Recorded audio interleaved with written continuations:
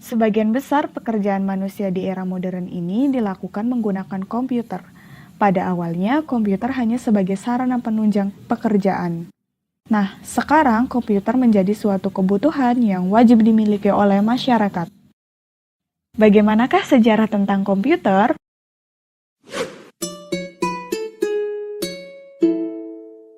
Hai, apa kabar semuanya? Salam sejahtera untuk kita semua.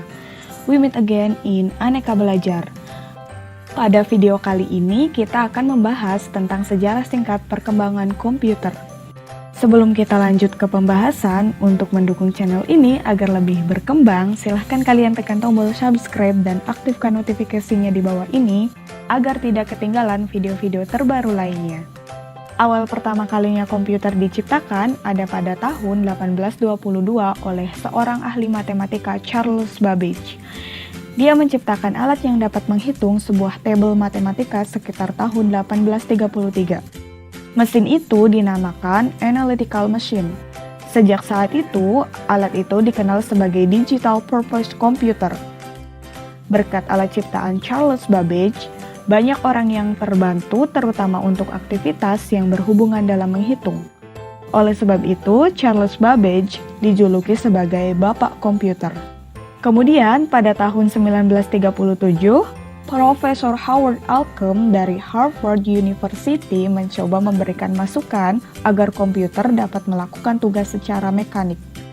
Berkat perusahaan IBM, perangkat komputer dapat dibuat secara elektronik, sehingga komputer tersebut diberi nama Harrod Tendai One Calculator. Pengontrol berurutan otomatis atau bisa disebut juga ICC sekitar tahun 1944. Secara garis besar, perkembangan komputer terbagi dalam 5 generasi. Generasi pertama dimulai ketika komputer digunakan dalam akademi dan militer, seperti komputer Atanasoff Berry, dibuat pada tahun 1937 untuk menyelesaikan sistem persamaan linear, dan komputer Colossus untuk memecahkan kode rahasia Jerman Nazi. Kemudian, ENIAC yang dibangun pada tahun 1946 menjadi komputer pertama untuk tujuan umum. Ketika komputernya dinyalakan, untuk pertama kali, Philadelphia mengalami mati listrik. Kemudian, generasi ini menggunakan tabung vakum untuk menyimpan data dan ukurannya memakan satu ruangan.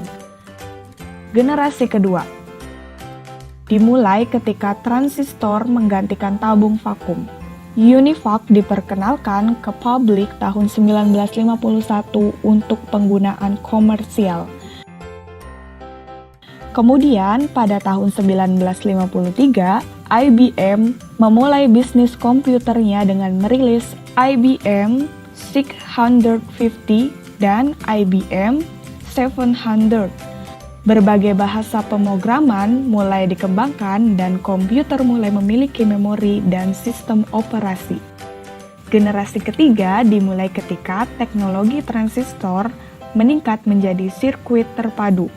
Komputer mini adalah inovasi yang signifikan dalam generasi ini dan mempengaruhi generasi komputer selanjutnya. NASA menggunakan komputer generasi ini untuk melancarkan program Apollo.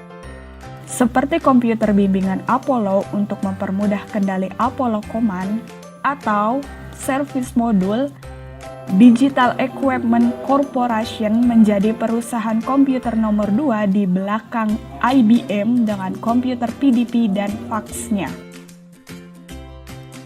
Komputer ini membawa ke perkembangan sistem operasi yang berpengaruh Unix.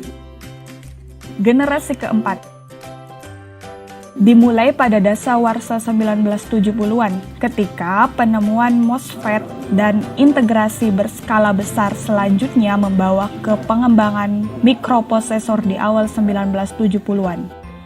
Komputer pribadi yang semakin kecil berkat mikroprosesor mulai berkembang, dimulai dari komputer rumahan dan komputer meja. Teknologi selanjutnya adalah laptop dan ponsel cerdas yang sangat fenomenal, membawa berbagai perusahaan teknologi ke dalam perang paten atas ponsel cerdas. komputer generasi kelima. Pada generasi kelima ini, perkembangan komputer terus mengalami kemajuan yang cukup pesat. Pada generasi ini mulai dikembangkan teknologi layar sentuh, teknologi komputer yang lebih mini lagi pada sebuah smartphone.